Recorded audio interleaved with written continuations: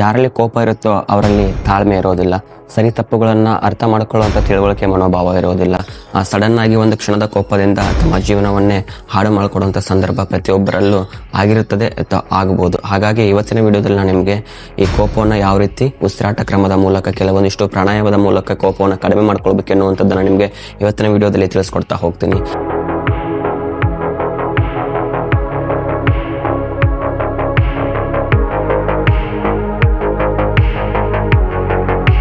ಎಲ್ಲರಿಗೂ ನಮಸ್ಕಾರ. ನಾನು ನಿಮ್ಮ ಯೋಗ ಮಾಸ್ಟರ್ ಸಂದೀಪ್ MN ಎಸ್ ಯೋಗ ಟಿಪ್ಸ್ ಯೂಟ್ಯೂಬ್ ವಾಹಿನಿಯ ಎಲ್ಲ ವೀಕ್ಷಕರಿಗೂ ಇಂದಿನ ವಿಶೇಷ ಯೋಗಾಭ್ಯಾಸಕ್ಕೆ ನಿಮ್ಮೆಲ್ಲರಿಗೂ ಪ್ರೀತಿಯ ಸ್ವಾಗತ. ಸ್ನೇಹಿತರೆ, ಇವತ್ತಿನ ವಿಡಿಯೋದಲ್ಲಿ ನಮಗೆ ಏನೇನು ತಿಳಿಸ್ಕೊಡ್ಲಿಕ್ಕೆ ಬಂದಿದ್ದೇನೆ ಅಂದರೆ, ಮನುಷ್ಯನಿಗೆ ಅವನಲ್ಲಿ ಕಾಡ್ತಕ್ಕಂಥ ಒಂದು ಅತಿ ದೊಡ್ಡ ಶತ್ರು ಅಂದರೆ ಅದು ಬೇರೆ ಯಾರೂ ಅಲ್ಲ, ಅವನ ಒಳಗೆ ಇರತಕ್ಕಂಥ ಕೋಪ. ಬೇಡವಾದ ಸಮಯದಲ್ಲಿ ಕೋಪವನ್ನು ಮಾಡಿಕೊಂಡು ಅದರಿಂದ ಸಾಕಷ್ಟು ಪಶ್ಚಾತ್ತಾಪವನ್ನು ಪಟ್ಟಿರ್ತಕ್ಕಂಥ ಸನ್ನಿವೇಶ ಎಲ್ಲರ ಲೈಫಲ್ಲೂ ಆಗಿರುತ್ತೆ. ಹಾಗಂತ ಕೋಪ ಮಾಡ್ಕೊಳ್ಳೋದು ತಪ್ಪು ಅಂತಂದಲ್ಲ, ಆದರೆ ಎಲ್ಲ ಸಮಯದಲ್ಲೂ ಕೋಪ ಮಾಡ್ಕೊಳ್ಳೋದು ಅತಿ ದೊಡ್ಡ ತಪ್ಪು. ಕಾರಣಗಳ ಇಲ್ಲದೇನೆ ಕೋಪ ಮಾಡುವಂಥದ್ದು, ಇನ್ನೊಬ್ಬರ ಮೇಲೆ ಸಡನ್ ಆಗಿ ಕೋಪ ಮಾಡುವಂಥದ್ದು, ಸಡನ್ ಆಗಿ ಕೋಪವನ್ನು ಕಂಟ್ರೋಲ್ ಮಾಡಲಿಕ್ಕೆ ಆಗ್ಲಾರ್ದೇ ಇರತಕ್ಕಂಥ ಕೆಲವೊಂದಿಷ್ಟು ಸಮಸ್ಯೆಯನ್ನು ಅನುಭವಿಸ್ತಾ ಇರ್ತಾರೆ. ಹಾಗಾಗಿ ಇವತ್ತಿನ ವಿಡಿಯೋದಲ್ಲಿ ನಾನು ನಿಮಗೆ ಕೋಪವನ್ನು ಯಾವ ರೀತಿ ಕಂಟ್ರೋಲ್ ಮಾಡ್ಕೋಬೇಕು ಎನ್ನುವಂಥದ್ದನ್ನು ತಿಳಿಸ್ಕೊಡ್ತಾ ಹೋಗ್ತೀನಿ. ಸ್ನೇಹಿತರೆ, ನಿಮ್ಗೆ ಗೊತ್ತಿರಲಿ, ಈ ಕೋಪ ಎನ್ನುವಂಥದ್ದು ಎಷ್ಟು ದೊಡ್ಡ ಸಮಸ್ಯೆ ಆಗಿರ್ತದೆ ಅಂದರೆ, ಯಾರಲ್ಲಿ ಕೋಪ ಇರುತ್ತೋ ಅವರಲ್ಲಿ ತಾಳ್ಮೆ ಇರೋದಿಲ್ಲ. ಸರಿ ತಪ್ಪುಗಳನ್ನು ಅರ್ಥ ಮಾಡಿಕೊಳ್ಳುವಂಥ ತಿಳುವಳಿಕೆ ಮನೋಭಾವ ಇರೋದಿಲ್ಲ. ಸಡನ್ ಆಗಿ ಒಂದು ಕ್ಷಣದ ಕೋಪದಿಂದ ತಮ್ಮ ಜೀವನವನ್ನೇ ಹಾಳು ಮಾಡಿಕೊಡುವಂಥ ಸಂದರ್ಭ ಪ್ರತಿಯೊಬ್ಬರಲ್ಲೂ ಆಗಿರುತ್ತದೆ ಅಥವಾ ಆಗಬಹುದು. ಹಾಗಾಗಿ ಇವತ್ತಿನ ವಿಡಿಯೋದಲ್ಲಿ ನಾನು ನಿಮಗೆ ಈ ಕೋಪವನ್ನು ಯಾವ ರೀತಿ ಉಸಿರಾಟ ಕ್ರಮದ ಮೂಲಕ ಕೆಲವೊಂದಿಷ್ಟು ಪ್ರಾಣಾಯಾಮದ ಮೂಲಕ ಕೋಪವನ್ನು ಕಡಿಮೆ ಮಾಡ್ಕೊಳ್ಬೇಕು ಎನ್ನುವಂಥದ್ದನ್ನು ನಿಮಗೆ ಇವತ್ತಿನ ವಿಡಿಯೋದಲ್ಲಿ ತಿಳಿಸ್ಕೊಡ್ತಾ ಹೋಗ್ತೀನಿ. ಅದಕ್ಕೆ ಈ ವಿಡಿಯೋನ ಸಂಪೂರ್ಣವಾಗಿ ನೋಡಿ. ಇನ್ನು ಯಾರು ಎಸ್ ಯೋಗ ಟಿಪ್ಸ್ ಯೂಟ್ಯೂಬ್ ವಾಹಿನಿಯನ್ನು ಸಬ್ಸ್ಕ್ರೈಬ್ ಮಾಡಿಲ್ಲವೋ ದಯವಿಟ್ಟು ಈಗಲೇ ಸಬ್ಸ್ಕ್ರೈಬ್ ಮಾಡಿ ಅಂತ ಹೇಳ್ತಾ ಬನ್ನಿ ಇಂದಿನ ಯೋಗಾಭ್ಯಾಸವನ್ನು ಪ್ರಾರಂಭ ಮಾಡೋಣ. ಸ್ನೇಹಿತರೆ, ಈ ಕೋಪವನ್ನು ಕಡಿಮೆ ಮಾಡ್ಕೊಳ್ಳಿಕ್ಕೆ ನಾವು 3 ಪ್ರಾಣಾಯಾಮ ಮತ್ತು 5 ಬಾರಿ ಓಂಕಾರವನ್ನು ಅಭ್ಯಾಸ ಮಾಡ್ತಾ ಹೋಗೋಣ. ಮೊದಲನೇದಾಗಿ 5 ಬಾರಿ ಓಂಕಾರವನ್ನು ಅಭ್ಯಾಸ ಮಾಡುವಂಥದ್ದು, ನಂತರ 3 ಪ್ರಾಣಾಯಾಮವನ್ನು ಅಭ್ಯಾಸ ಮಾಡುವಂಥದ್ದು. ಮೊದಲನೇದಾಗಿ ಈ ರೀತಿ ಸುಖಾಸನ ಸ್ಥಿತಿಯಲ್ಲಿ ಕುತ್ಕೊಳ್ರಿ, ಅಥವಾ ನಿಮಗೆ ಸಾಧ್ಯವಾದರೆ ಪದ್ಮಾಸನ ಸ್ಥಿತಿಯಲ್ಲಿ ಕುಳಿತುಕೊಳ್ರಿ. ಆಗಿಲ್ಲ ಅಂದರೆ ಇದೇ ರೀತಿ ಸುಖಾಸನ ಸ್ಥಿತಿಯಲ್ಲಿ ಕುಳಿತುಕೊಳ್ರಿ. ನಂತರ ಈಗ 2 ಹಸ್ತಗಳನ್ನು ಚಿನ್ಮುದ್ರೆಯಲ್ಲಿಟ್ಟು ಈ ಅಭ್ಯಾಸವನ್ನು ನೀವು ಪ್ರತಿದಿನ ಬೆಳಗ್ಗೆ ಎದ್ದು ಮಾಡಿದ್ರೆ ತುಂಬ ಒಳ್ಳೆಯದು. ನಿಮ್ಮ ದಿನ ಸಂಪೂರ್ಣವಾಗಿ ಏನಾಗ್ತಿರುತ್ತೆ, ಆರಾಮಾಗಿ ಯಾರ ಮೇಲೂ ಕೋಪ ಮಾಡ್ಕೊಳ್ಳೋರ್ದೇ ನೀವು ಆರಾಮಾಗಿ ಜೀವಿಸ್ಬೋದು. ಆ ರೀತಿ ಒಂದು ಹವ್ಯಾಸ ನಿಮ್ಮಲ್ಲಿ ರೂಢಿ ಆಗುತ್ತೆ ಅಂತ ಹೇಳ್ತಾ ಈ ರೀತಿ 2 ಹಸ್ತಗಳನ್ನು ಚಿನ್ಮುದ್ರೆಯಲ್ಲಿಟ್ಟು ನಂತರ ಕಣ್ಣುಗಳನ್ನು ಮುಚ್ಚಿ ದೀರ್ಘವಾಗಿ ಉಸಿರನ್ನ ತೆಗೆದುಕೊಳ್ಳುವಂಥದ್ದು. ಹಾಗೆ ನಿಧಾನವಾಗಿ ಉಸಿರನ್ನ ಹೊರ ಹಾಕಿ ಮತ್ತೊಮ್ಮೆ ದೀರ್ಘವಾಗಿ ಉಸಿರನ್ನ ತೆಗೆದುಕೊಳ್ಳ್ರಿ. ಹಾಗೆ ನಿಧಾನವಾಗಿ ಉಸಿರನ್ನ ಹೊರ ಹಾಕಿ. Deeply inhale and slowly exhale. ಈ ರೀತಿ ಉಸಿರಾಟ ಪ್ರಕ್ರಿಯೆನ ಒಂದು 5 ಬಾರಿ ಮಾಡಿದ ನಂತರ ಆಮೇಲೆ ನಾವು 5 ಬಾರಿ ಓಂಕಾರವನ್ನು ಅಭ್ಯಾಸ ಮಾಡುವಂಥದ್ದು. ಇದೇ ರೀತಿ ಹಸ್ತಗಳನ್ನು ಚಿನ್ಮುದ್ರೆಯಲ್ಲಿಟ್ಟು ಬೆನ್ನು ಕತ್ತು ನೇರವಾಗಿರಲಿ, ಕಣ್ಣುಗಳನ್ನು ಮುಚ್ಚಿ ದೀರ್ಘವಾಗಿ ಉಸಿರನ್ನು ತೆಗೆದುಕೊಳ್ಳುತ್ತಾ ಉಸಿರನ್ನು ಹೊರ ಹಾಕುವುದರ ಮೂಲಕ ಓಂಕಾರವನ್ನು ಪಠನೆ ಮಾಡುವಂಥದ್ದು. ಓಂಕಾರವನ್ನು ಪಠನೆ ಮಾಡುವಾಗ 3 ಅಕ್ಷರಗಳನ್ನು ನಾವೇನು ಮಾಡಬೇಕು, ಉಚ್ಚಾರಣೆ ಮಾಡುವಂಥದ್ದು. ಅ ಉ ಮ ಅಂತ ಈ ರೀತಿ ದೀರ್ಘವಾಗಿ ಉಸಿರನ್ನು ತೆಗೆದುಕೊಳ್ಳ್ರಿ.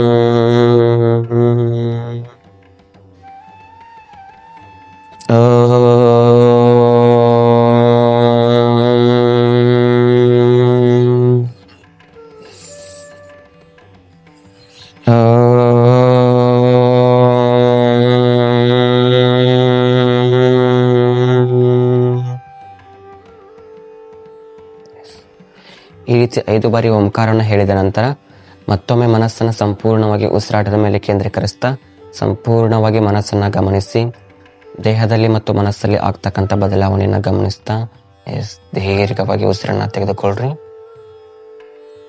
ಹಾಗೆ ನಿಧಾನವಾಗಿ ಉಸಿರನ್ನ ಹೊರ ಹಾಕಿ.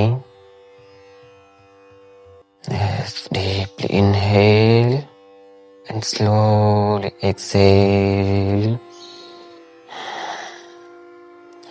ನಿಧಾನವಾಗಿ ಕಣ್ಣುಗಳನ್ನು ತೆರೆಯಿರಿ. ಈಗ ಈ ರೀತಿ ಉಸಿರಾಟ ಪ್ರಕ್ರಿಯೆಯನ್ನು ನಡೆಸಿ ಓಂಕಾರನ ಹೇಳಿದ ನಂತರ 3 ಪ್ರಾಣಾಯಾಮವನ್ನು ಅಭ್ಯಾಸ ಮಾಡುವಂಥದ್ದು. ನೀವು ಪ್ರಾಣಾಯಾಮವನ್ನು ಮಾಡಬೇಕಾದ್ರೆ ಸಾಧ್ಯವಾದರೆ ಪದ್ಮಾಸನದಲ್ಲಿ ಕುಳಿತುಕೊಳ್ರಿ, ಆಗಿಲ್ಲ ಅಂದ್ರೆ ನಾರ್ಮಲ್ ಆಗಿ ಕುಳಿತುಕೊಳ್ರಿ. ನಿಮಗೆ ಪದ್ಮಾಸನದಲ್ಲಿ ಕುಳಿತು ಮಾಡುವಂಥ ಅಭ್ಯಾಸವನ್ನು ನಾನು ನಿಮಗೆ ತಿಳಿಸ್ಕೊಡ್ತಾ ಹೋಗ್ತೀನಿ. ಎಸ್,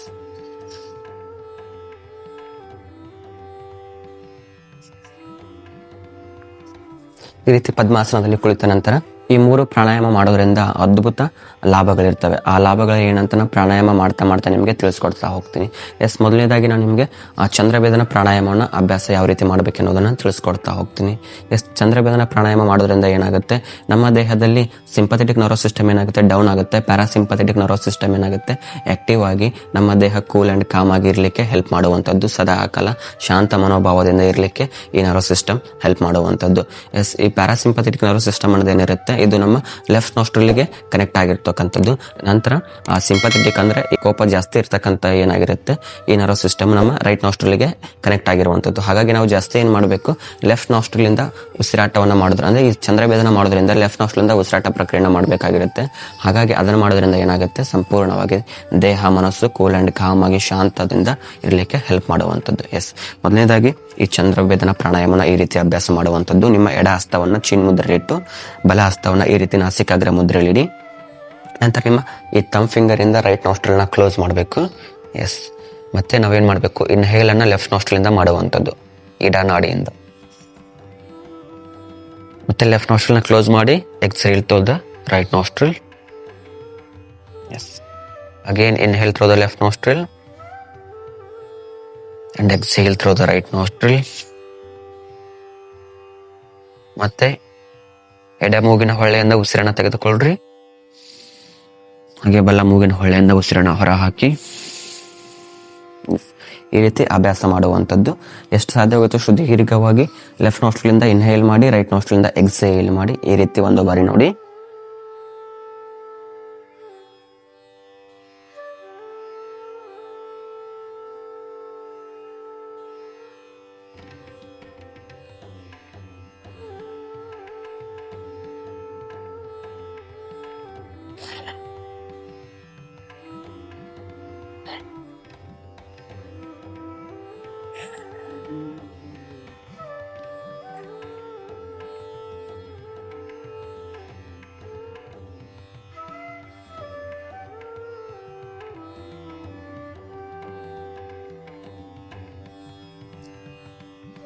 ಎಸ್, ಈ ರೀತಿ ನಾವು ಚಂದ್ರಭೇದನ ಪ್ರಾಣಾಯಾಮವನ್ನು ಅಭ್ಯಾಸ ಮಾಡುವಂಥದ್ದು.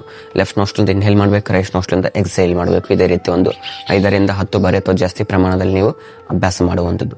ನಂತರ ಎರಡನೇದಾಗಿ ಶೀತಲಿ ಪ್ರಾಣಾಯಾಮ ಅಂತ ಕರಿತೀವಿ. ಈ ಶೀತಲಿ ಪ್ರಾಣಾಯಾಮ ಮಾಡೋದ್ರಿಂದ ಏನಾಗುತ್ತೆ, ನಾವು ಶೀತಲಿ ಪ್ರಾಣಾಯಾಮ ಮಾಡಬೇಕಾದ್ರೆ ಇನ್ಹೇಲ್ ಥ್ರೂ ದ ಮೌತ್ ಇಂದ ಇನ್ಹೇಲ್ ಮಾಡಿ, ಎಕ್ಸೇಲ್ ಥ್ರೂ ದ ಬೋತ್ ನಾಸ್ಟ್ರಲಿಂದ ಮಾಡ್ತೀವಿ. ಈ ರೀತಿ ಮಾಡೋದ್ರಿಂದ ಏನಾಗುತ್ತೆ, ತಂಪಾದ ಗಾಳಿ ಹೊಟ್ಟೆ ಒಳಗೆ ಹೋಗೋದ್ರಿಂದ ತಂಪಾದ ವಾತಾವರಣ ಸೃಷ್ಟಿ ಮಾಡಿ ಆಲ್ಮೋಸ್ಟ್ ನಮ್ಮ ಸಂಪೂರ್ಣವಾಗಿ ಸ್ಟಮಕ್ ಅನ್ನ ಬರ್ನಿಂಗ್ ಸೆನ್ಸೇಷನ್ ಕಡಿಮೆ ಮಾಡೋದ್ರಿಂದ ಏನಾಗುತ್ತೆ, ದೇಹ ಸಂಪೂರ್ಣವಾಗಿ ತಂಪಾಗಿರೋದ್ರಿಂದ ಮನಸ್ಸು ಸಹ ತಂಪಾಗಿ ನಮಗೆ ಕೋಪ ಕಡಿಮೆ ಮಾಡ್ಕೊಳ್ಳಿಕ್ಕೆ ಇದು ಈಸಿ ಆಗುತ್ತೆ. ಎಸ್, ಹಾಗಾಗಿ ಏನ್ ಮಾಡೋಣ, ಈ ರೀತಿ 2 ಹಸ್ತಗಳನ್ನ ಚಿನ್ಮುದ್ರೆಲಿಡಿ ಅಥವಾ ಈ ರೀತಿ ಯಾವ್ದು ಚಿನ್ಮುದ್ರೆಲಿಡಿ. ನಾಲಿಗೆನ ಈ ರೀತಿ ಕೊಳವೆ ಆಕಾರ ಮಾಡಿ ಹೊರ ತೆಗೀರಿ. ಈ ರೀತಿ ಈಗ ನಾಲಿಗೆಯ ಮೂಲಕನೇ ಉಸಿರನ್ನ ತೆಗೆದುಕೊಳ್ಳಬೇಕು, ಹಾಗೆ ಮೂಗಿನ ಮೂಲಕ ಉಸಿರನ್ನ ಹೊರ ಹಾಕುವಂಥದ್ದು. ಎಸ್, ಈ ರೀತಿ.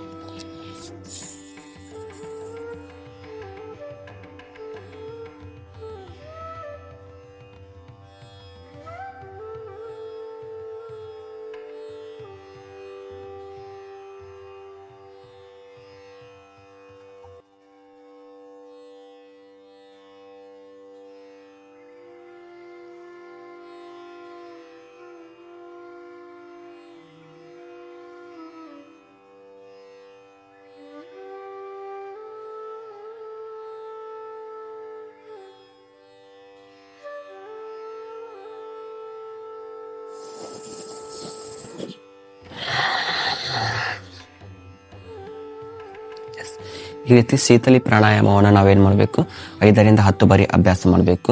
ನಾಲಿಗೆನ ಕೊಳವೆ ಆಕಾರ ಮಾಡಿ ಹೊರ ತೆಗೆದು ನಾಲಿಗೆ ಮೂಲಕ ಉಸಿರನ್ನ ತೆಗೆದುಕೊಂಡು ಮೂಗಿನ ಮೂಲಕ ಉಸಿರನ್ನ ಹೊರ ಹಾಕುವಂಥದ್ದು.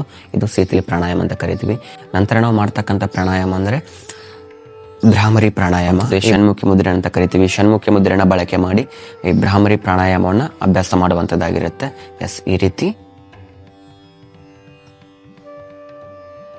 ಎಸ್, ದೀರ್ಘವಾಗಿ ಉಸಿರನ್ನು ತೆಗೆದುಕೊಳ್ಬೇಕು. ಈ ತಮ್ಮ ಫಿಂಗರಿಂದ ಕಿವಿಯನ್ನು ಸಂಪೂರ್ಣವಾಗಿ ಲಾಕ್ ಮಾಡಬೇಕು. ಎಸ್, ಉಸಿರನ್ನು ಹೊರ ಹಾಕುವಾಗ ವೈಬ್ರೇಟಿಂಗ್ ಸೌಂಡ್, ದುಂಬಿ ಆಕಾರವಾಗಿ ಉಸಿರನ್ನು ಹೊರ ಹಾಕುವಂಥದ್ದು.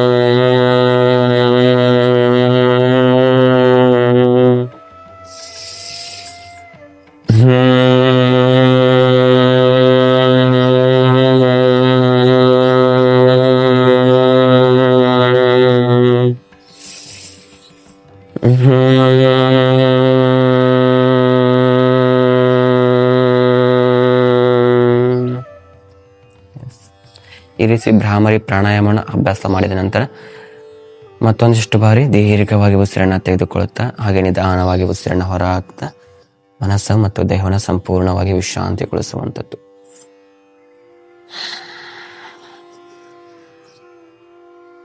ಎಸ್, ಈ ರೀತಿ 5 ಬಾರಿ ಓಂಕಾರ ಮತ್ತು 3 ಪ್ರಾಣಾಯಾಮ, ಚಂದ್ರಭೇದನ ಪ್ರಾಣಾಯಾಮ, ನಂತರ ಶೀತಳಿ ಪ್ರಾಣಾಯಾಮ ಮತ್ತೆ ಭ್ರಾಮರಿ ಪ್ರಾಣಾಯಾಮವನ್ನು ಅಭ್ಯಾಸ ಮಾಡಿದ ನಂತರ ಸಂಪೂರ್ಣವಾಗಿ ಮನಸ್ಸು ಶಾಂತಗೊಳ್ಳುತ್ತದೆ, ಹಗುರಗೊಳ್ಳುತ್ತದೆ. ನಮ್ಮ ದೇಹದಲ್ಲಿರ್ತಕ್ಕಂಥ ಪ್ಯಾರಾಸಿಂಪಥಿಕ್ ನರ್ವಸ್ ಸಿಸ್ಟಮ್ ಆಕ್ಟಿವ್ ಆಗಿ ಮನಸ್ಸು ಸಾಧ್ಯವಾದಷ್ಟು ಸ್ಟ್ರೆಸ್ ಮುಕ್ತವಾಗಿರ್ತದೆ. ಹಾಗಾಗಿ ಇದನ್ನು ನೀವು ಪ್ರತಿದಿನ ಬೆಳಗ್ಗೆ 5 ರಿಂದ 10 ನಿಮಿಷ ಅಭ್ಯಾಸ ಮಾಡಿದ್ದೇ ಆದರೆ ನಿಮ್ಮಲ್ಲಿ ಇರ್ತಕ್ಕಂಥ ಅನಾವಶ್ಯಕ ಕೋಪವನ್ನು ಕಡಿಮೆ ಮಾಡಲಿಕ್ಕೆ ತುಂಬ ಹೆಲ್ಪ್ ಆಗುವಂಥದ್ದು.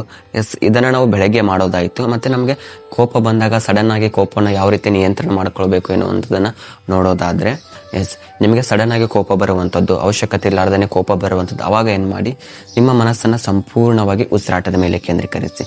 ಕೋಪ ಬಂದಾಗ ಏನು ಮಾಡಬೇಕು, ದೀರ್ಘವಾಗಿ ಉಸಿರನ್ನು ತೆಗೆದುಕೊಳ್ಬೇಕು ಈ ರೀತಿ. ಮತ್ತೆ ನಿಧಾನವಾಗಿ ಉಸಿರನ್ನು ಹೊರ ಹಾಕಬೇಕು. ನೀವು ನಿಂತ ಜಾಗದಲ್ಲಿ ಮಾಡಿ ಅಥವಾ ಕುಂತ ಜಾಗದಲ್ಲೇ ಮಾಡಿ ಈ ರೀತಿ.